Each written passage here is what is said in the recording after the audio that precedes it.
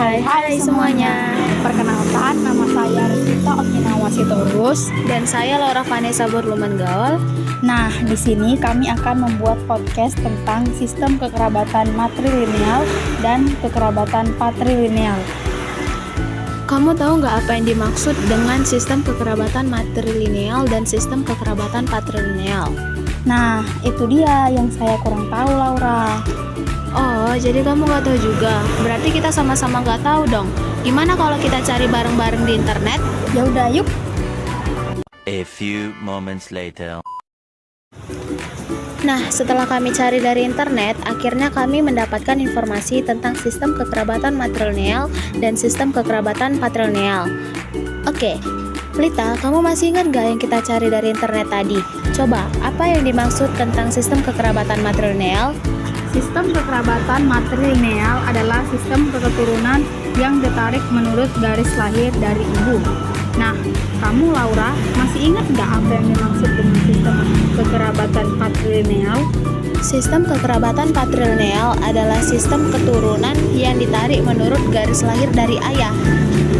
Lita, kita dari tadi bahas tentang sistem kekerabatan matrilineal dan sistem kekerabatan patrilineal.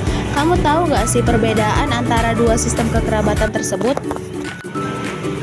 Menurut saya, di dalam sistem kekerabatan matrilineal, baik kedudukan anak perempuan lebih tinggi, sehingga ketika menikah, maka suami akan mengikuti keluarga istrinya. Sementara, sistem kekerabatan patrilineal, baik kedudukan anak laki-laki lebih tinggi, sehingga suatu keluarga biasanya akan sangat mengharapkan anak laki-laki dibandingkan anak perempuan. Menurut kamu bagaimana, Laura? Menurut saya, sistem kekerabatan matrilineal adalah posisi perempuan memiliki banyak keutamaan dalam peran, hingga hak dalam pembagian warisan, dan anak-anak yang dilahirkan dari perkawinannya akan mengikuti sistem kekerabatan sang ibu. Sementara, sistem kekerabatan patrilineal, istri akan mengikuti sistem kekerabatan suami. Hal yang sama berlaku pada anak-anak yang dilahirkan dari perkawinannya, akan mengikuti garis keturunan dari sang ayah. Tadi kan kita sudah menjelaskan tentang sistem kekerabatan matrilineal dan sistem kekerabatan patrilineal. Sekarang kita akan mencari daerah lain di dunia yang mengikuti sistem kekerabatan matrilineal dan sistem kekerabatan patrilineal. Sistem kekerabatan matrilineal. Yang pertama ialah suku Minangkabau. Masyarakat Minangkabau yang lebih dari 6 juta orang adalah masyarakat matrilineal terbesar di dunia. Perempuan adalah pewaris harta pusaka keluarga. Dalam keluarga tradisional Minangkabau, garis keturunan dirujuk pada ibu, dan marga diwariskan dari ibu, dan ayah dianggap tamu dalam keluarga.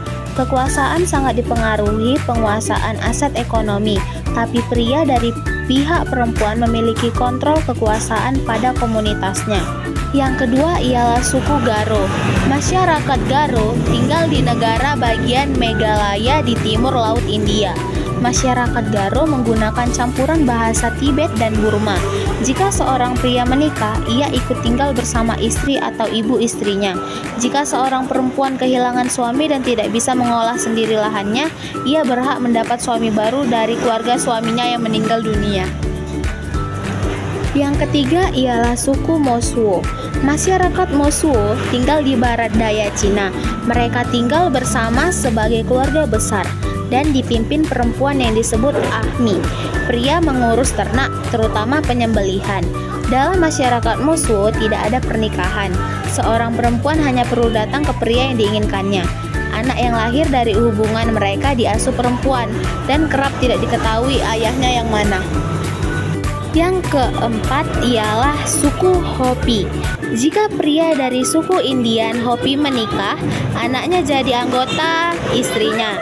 Tetapi nama anak dipilih perempuan dari ayah pada pesta saat ia berusia 20 hari.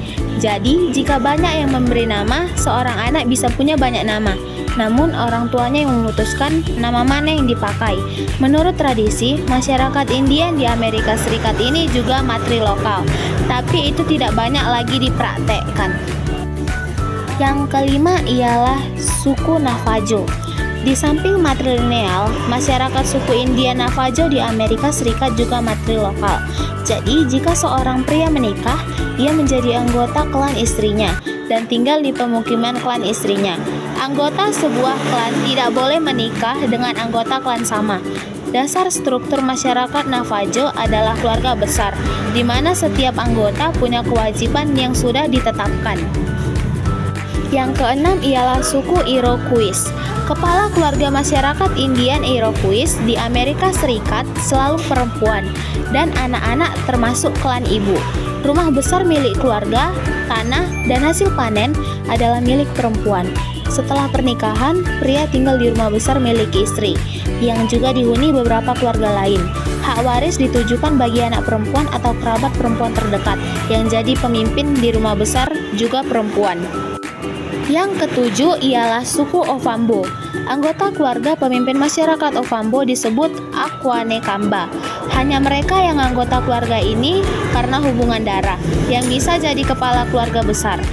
Karena masyarakat Ovambo menganut sistem matrilineal, relasi mengacu kepada ibu. Putra dalam keluarga pemimpin masyarakat Ovambo tidak punya hak apapun. Mereka adalah anggota keluarga biasa seperti yang lainnya. Yang kedelapan ialah suku Akan. Masyarakat Akan terutama tinggal di Ghana. Klan dalam masyarakat ini dipimpin pria. Posisi pimpinan diteruskan turun-temurun, tetapi penerusnya berasal dari keluarga ibu sang pemimpin atau keluarga saudara perempuannya. Dalam masyarakat Akan, pria kerap tidak hanya harus menyokong hidup keluarga, melainkan juga keluarga istrinya. Selanjutnya adalah daerah di dunia yang menerapkan sistem kekerabatan patrilineal. Yang pertama adalah suku Batak. Suku Batak yang berasal dari Sumatera Utara menerapkan sistem kekerabatan patrilineal yang kuat. Dalam masyarakat Batak, garis keturunan ditarik dari pihak ayah, yang dikenal dengan sistem marga. Setiap anggota suku Batak memiliki marga yang diwariskan dari ayahnya. Sistem ini tidak hanya mempengaruhi identitas individu, tetapi juga berdampak pada budaya pernikahan dan sistem pembagian warisan. Dalam budaya pernikahan Batak, penting untuk menikah dengan seseorang yang berbeda marga untuk menjaga keutuhan dan keseimbangan sosial dalam komunitas. Yang kedua adalah suku Asmat. Suku Asmat yang berada di Papua juga menganut sistem kekerabatan patrilineal. Salah satu adat yang mencerminkan sistem ini adalah adat Firilokal, di mana istri harus tinggal di kediaman suaminya setelah menikah. Hal ini menandakan bahwa suku Asmat memberikan prioritas pada garis keturunan dari pihak laki-laki dan mengatur kehidupan rumah tangga berdasarkan aturan tersebut. Yang ketiga adalah suku Ambon. Masyarakat suku Ambon yang berasal dari Maluku juga menganut sistem kekerabatan patrilineal. Dalam budaya Ambon, generasi penerus orang tua dianggap sebagai anak laki-laki. Hal ini berarti hak-hak waris yang ditanggung jawab keluarga biasanya diberikan kepada anak laki-laki. Sementara anak perempuan mungkin mengikuti keluarga suaminya setelah menikah. Yang keempat adalah suku Minahasa. Suku Minahasa berasal dari Sulawesi Utara. Suku Minahasa juga mengikuti sistem patrilineal. Meskipun dalam beberapa aspek mereka juga mengadopsi prinsip-prinsip matrilineal. Yang kelima adalah suku Rejang. Suku Rejang di Bengkulu, Sumatera, menganut sistem patrilineal yang menekankan pentingnya keturunan laki-laki dalam menjaga garis keturunan keluarga. Yang keenam adalah suku Aceh. Di Aceh, Sumatera, sistem patrilineal mempengaruhi banyak aspek kehidupan sosial, termasuk warisan dan pernikahan. Yang ketujuh adalah suku Gayo. Masyarakat Gayo di Aceh juga mengikuti sistem kekerabatan patrilineal dengan fokus pada pewarisan dan tanggung jawab keluarga dari pihak ayah. Yang kedelapan adalah suku Sangir. Suku Sangir berasal dari Kepulauan Sangir di Sulawesi Utara. Suku ini menganut sistem kekerabatan patrilineal. Yang kesembilan adalah suku Nias. Suku Nias di Sumatera Utara juga mengikuti garis keturunan dari pihak laki-laki, di mana anak laki-laki memiliki peran penting dalam kewarisan dan kelanjutan keluarga.